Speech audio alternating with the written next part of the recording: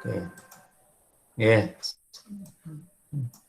Ya, materi tentang pengurutan. Jadi kita menggunakan metode yang dinamakan bubble sort, ya, bubble sort. Jadi nanti kalau ada disediakan apa namanya sejumlah data dalam sebuah data array bilangan, ada 1, 3, 7, 6, 5, ya. 1, 3, 7, 6, 5. Ini data belum urut, nanti ada tahapannya untuk mengurutkannya. Jadi polanya adalah kalau datanya 5, nanti ada 4 tahap, ada 4 perulangan yang berisikan tahap pengurutan, dan setiap tahap itu nanti ada beberapa langkah, ya. Pada layar monitor ini ada data 1, 3, 7, 6, 5, ya. Kemudian tahap 2 juga ini sudah sama. Jadi antara di tahap 2 ini adalah yang pertama 1, 3 ini sudah urut, 3, 7 ini sudah urut. Kemudian menjadi permasalahan adalah 7, 6, 5, ya, 7, 6, 5. Jadi 7, 6, 5 ini, ya, maka harus dipindah posisi angka 7 ini, ya.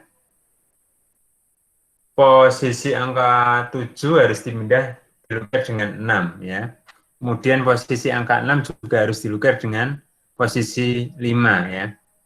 Selanjutnya pada tahap 2 ini akan terbentuk 1, 3, 6, 5, kemudian 7-nya di belakang karena 7 adalah urutan terakhir.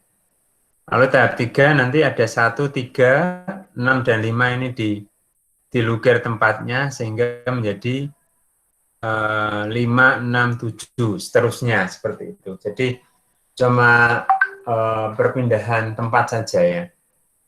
Baik. Pada contoh, ini saya sediakan contoh. Yang pertama adalah inputan, ada kode, kemudian jasa satuan, lalu jumlah produksi, lalu biaya, ya. Kemudian ada keterangan tanpa diskon. Kemudian ada pertanyaan, ada data lagi, ya dan tidak. Kalau ya berarti data kedua, ya, sampai dengan kebetulan ini adalah inputannya sampai data ketiga. Ada data keempat, ya, ada data keempat, kemudian kode 6, jasa satuan 5.000, jumlah produksi 2, biaya 10.000, ya, keterangan tanpa diskon. Sampai 5 data, ya. Kemudian jadi ini ada tahap inputan 1 sampai 5 data, bisa lebih dari itu. Nanti dan pastinya menggunakan array, ya. Adapun variabel yang nanti dijadikan array adalah variabel kode, kemudian jasa satuan, lalu jumlah produksi, biaya, sama keterangan. Kemudian setelah itu, setelah ada tahapan inputan, dicetak dulu data sebelum diurutkan. Data sebelum diurutkan ini dicetak dulu apa adanya. Kode 1, 3, 7, 6, 5, ya. Kemudian jasa satuan, jumlah produksi, biaya, dan keterangan. Nah, nanti hasil akhirnya adalah urut berdasarkan kode, ya, urut berdasarkan kode. Maaf, ini tercetak double, ya. Ini sama antara yang ini sama, ya. Tercetak double. Jadi data sebelum diurutkan ini tercetak kodenya 1, 3, 7, 6, 5. Data setelah diurutkan kodenya 1 dengan jasa satuan adalah 1.000, ya. 3 dengan jasa satuan 2.000, 5 dengan jasa satuan 8.000, seterusnya. Jadi ketika ini diurutkan kodenya, kolom yang lain juga mengikuti dengan kode, ya. kolom yang lain juga mengikuti dengan kode. Oke, seperti apa programnya ya? Sebetulnya ini dari program sebelumnya ya, bahwa di sini ada kode, inputannya ini adalah variabel array, cirinya variabel array ada kurung kotak, kurung tutup, kemudian satuan, kemudian JML, lalu biaya, lalu keterangan. Ya, ini variabel array. Kelimanya ini variabel array. Kemudian ada variabel jawab, fungsinya ini adalah untuk memberikan perulangan, ada data lagi atau tidak. Lalu selanjutnya ada NIM, inputan NIM, input NIM Anda, input nama Anda untuk pengenalan saja ya. Kemudian while ya, while print spasi kosong ini hanya untuk spasi saja. Kemudian while jawab sama dengan Y, selama jawab itu dijawab ya, maka data ke ini berisi A plus 1 ya, di mana A pertama adalah indeks 0, 0 plus 1 berarti data pertama, kemudian kode 1 sama dengan kode, input kode ya. Lalu ini adalah inputan variabel asli, kemudian kita jadikan array, di mana arraynya adalah kode ya, maka kode titik append kode 1 artinya inputan data kode 1 itu dilempar ke variabel array yang namanya kode. Jadi kode titik append kode 1 ya, kode 1 dari atasnya. Jasa satuan juga sama. Satuan 1 itu untuk menampung inputan jasa satuan, kemudian dilarikan ke array dengan cara satuan titik append satuan 1 ya. Jadi jangan sampai salah, yang di sini adalah satuan, yaitu variabel array. Kalau yang satuan 1 adalah variabel untuk menampung inputan saja ya. JML1 int input jumlah statement ya. JML titik append. JML ini variabel array yang kemudian mengambil atau menampung nilai inputan dari variabel JML1. Kemudian ada biaya 1, itu rumusnya adalah satuan kali JML1. Jadi ini adalah variabel biasa, bukan variabel array. Lalu biaya 1, hasil perhitungan ini dimasukkan ke variabel array yang namanya biaya. Ya. Oke, sampai sini ini hanya mereview kemarin. Kemudian di sini cetak biaya ya, biaya 1. Lalu if JML lebih besar 1, jadi JML1, if JML1 ini adalah variabel biasa, bukan array. Jadi memang sengaja saya bedakan, kalau array itu tidak ada angka satunya, kalau yang variabel biasa ada diakhiri 1 ya, biar mudah membedakan. Kemudian ini if JML1 lebih besar 2, jika inputannya adalah jumlah adalah lebih besar 2, maka keterangan 1 diskon. Kemudian keterangan 1 disimpan di variabel array yang namanya keterangan. Ya. Keterangan titik append seperti itu. Kemudian else keterangan 1 tanpa diskon, keterangan nilai dari keterangan 1 ya. Keterangan ini variabel array. Input ada data lagi, ulang kalau selama kemudian dicetak data sebelum diurutkan. Nah, sebelum diurutkan adalah sederhana banget seperti ini. Ini nyetak judul ya. Kemudian while B itu artinya perulangan ya.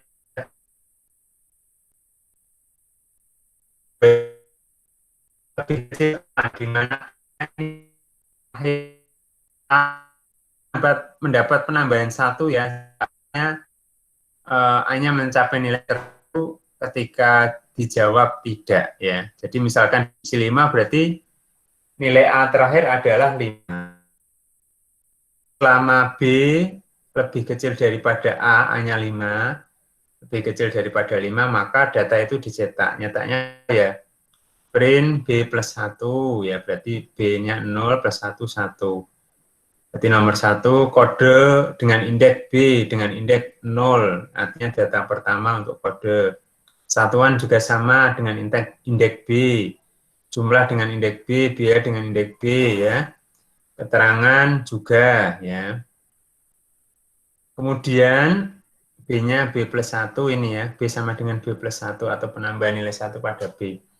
Nah, di bawahnya ini ada data setelah diurutkan, di mana sebelum mencetak data setelah diurutkan, ada proses perulangan. Nah, ini yang menjadi tema pembelajaran kita malam ini, bahwa model perulangannya adalah seperti ini.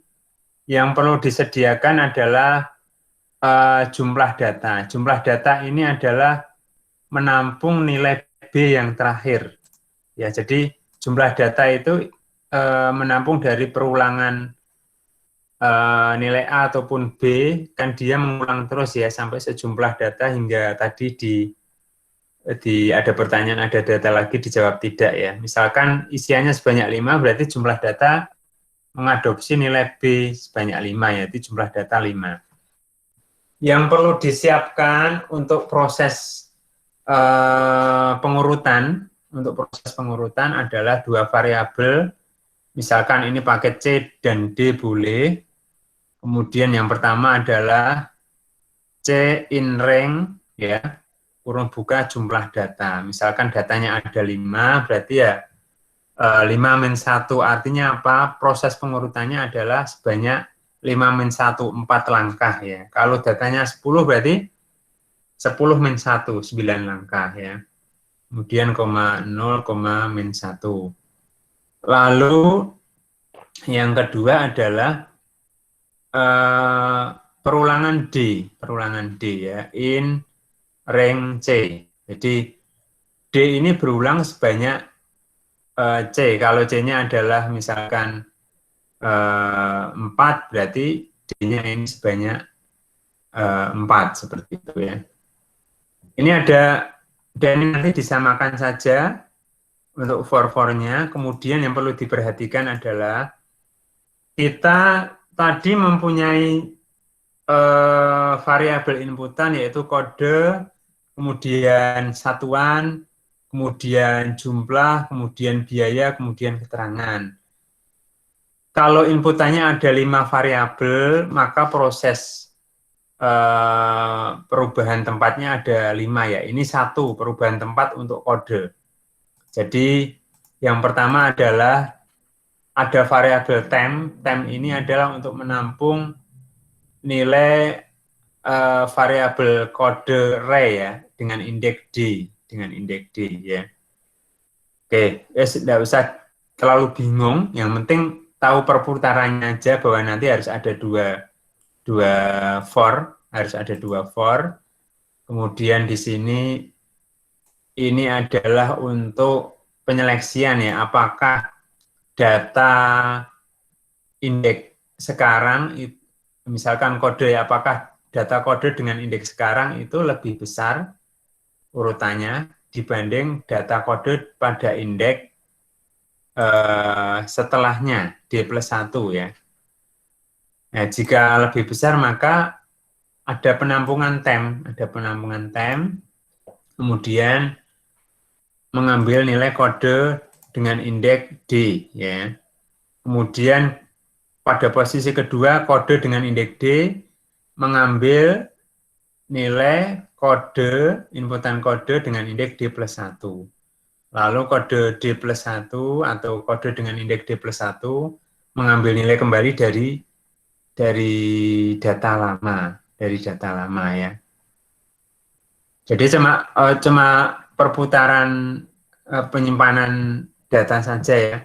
Yang pertama misalkan ada inputan 2 ditampung di temp ya. Kemudian 2 ini ya, kode D yang semula 2 dia mendapatkan isi dari kode D plus 1. Kode D plus 1 itu data setelah 2. misalkan 5 ya. Jadi kode D plus 1 menempati nilai 5. Dan ini D plus 1, data D plus 1 sekarang menempati yang mengambil nilai 2 tadi yang pertama. Perubahannya ini aja, yang perlu diperhatikan adalah pertama for-nya seperti ini, 2 for, lalu ada kalau pengurutannya di soal nanti pengurutan berdasarkan kode, maka yang dibandingkan kode ya. Kalau di soalnya pengurutan berdasarkan satuan, maka if-nya adalah satuan kurung buka D lebih besar satuan lebih D plus 1 ya. Sesuai instruksinya urutannya berdasarkan apa ya.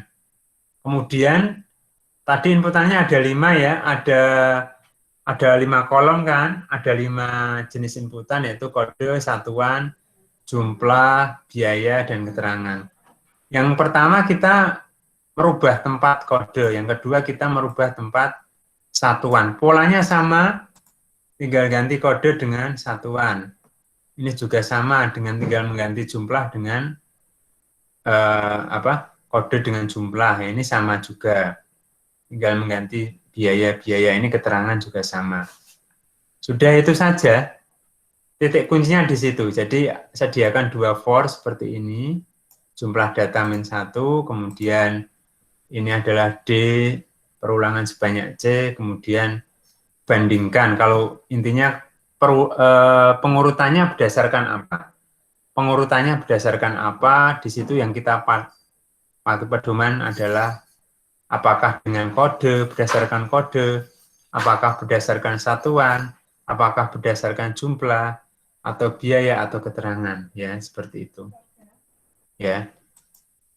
Jadi, ini yang perlu diperhatikan, pengurutannya berdasarkan apa, lalu yang selanjutnya adalah tinggal membolak-balik posisinya pada setiap jenis inputan. Ya. Oke, itu saja ya. Jadi yang di bawahnya ini tinggal mencetak kasih variabel E misalkan ya. Kemudian cetak judul, lalu selama E-nya lebih kecil jumlah datanya misalkan 5 atau 6, berarti ya ini tinggal nyetak berdasarkan indeks yang E karena perulangannya dengan E. Karena perulangannya dengan E. Jangan sampai di sini perulangannya dengan E, kode indeksnya dengan D, jangan, karena di perulangan kita indeksnya menggunakan E. Sesuaikan variabel array-nya, indeksnya berdasarkan apa yang terjadi di perulangan tersebut. Ya, jadi enggak usah bingung, nanti silahkan kalian coba, ya. Intinya adalah nanti kalau di soal perulangannya berdasarkan apa. Kalau kode berarti yang dibandingkan kode. Kalau berdasarkan jumlah ya yang dibandingkan jumlah. Kalau yang berdasarkan keterangan yang dibandingkan keterangan. Nah, yang di bawahnya ini tetap susunannya tetap ya. Susunannya tetap ya. Kalau misalkan nanti ada jenis isiannya NIM dan nama, maka yang diputar ya di sini kode diganti NIM ya, perputarannya sama. Ini nama, NIM dan nama ya, ada 2 tempat. Kalau ini kan tadi ada 5 jenis inputan kan, kode, satuan, JML, biaya, keterangan. Nah, apa yang terjadi bila mana yang dituliskan hanya kode? Ini tidak dituliskan.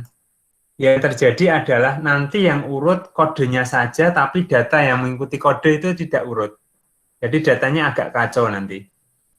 Ya, misalkan hanya kode yang dituliskan, ini saja yang dituliskan, bawahnya ini tidak. Kodenya urut, tapi satuannya nanti tidak mengikuti kode. Jadi satuannya itu urutannya tidak mengikuti kode ya tetap, sehingga terjadi salah. Misalkan NIM yang diurutkan, katakanlah NIM dan nama ya. NIM yang hanya dituliskan di sini, nama tidak, maka NIM-nya urut tapi namanya nanti salah. Yang seharusnya NIM 1, 2, 3, 4 namanya Adi, karena tidak diurutkan, setelah terjadi pengurutan, NIM 1, 2, 3, 4, nanti namanya berbeda. Seperti itu. Ya, maka harus dituliskan semua. Oke, untuk lebih jelasnya memang harus dipraktekkan. Seperti itu. Monggo ada masukan dulu, silahkan untuk pengurutan. Materinya sampai pengurutan, ya entah nanti saya di soalnya suruh membuat data urut atau hanya dengan array saja seperti materi kemarin. Ya, mentoknya sampai pengurutan ya. Monggo silahkan kalau ada pertanyaan.